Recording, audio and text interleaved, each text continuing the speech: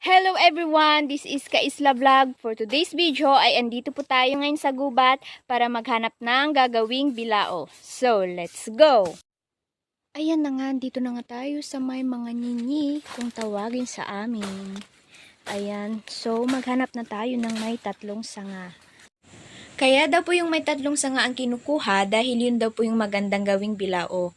Kapag magulang naman ay mahirap daw po siyang lagahin, matigas, at kadalasan nakakasugat. Ito po tulad nito na may tatlong sanga. Yan po ang kukunin natin, guys. Ayan.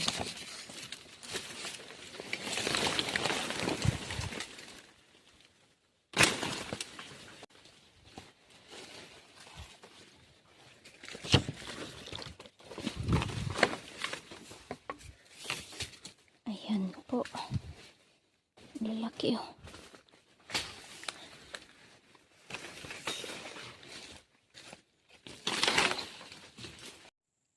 Ayan na po lahat ng nakuha namin, guys. So, kailangan pare-parehas po ang haba.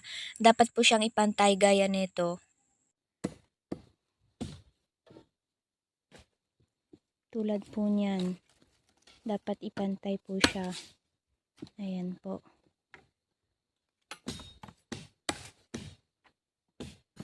Tinulungan ko na nga din pala si mama na magputol niyan para mas mabilis at nang makauwi na kami dahil sobrang gutom na mga alaga namin. At abay mag-2 na pala ng hapon.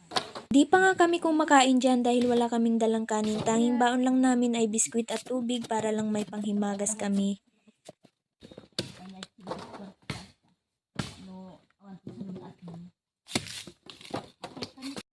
Pagkatapos namin pinuto lahat ay agad din po namin hinati-hati.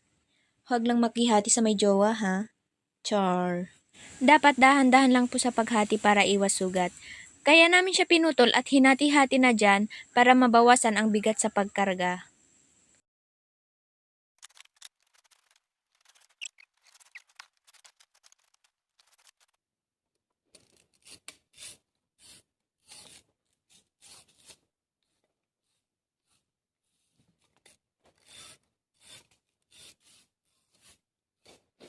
Ayan na nga, guys, tapos na po namin hinati-hati. Kailangan na po nating itali tulad po niyan.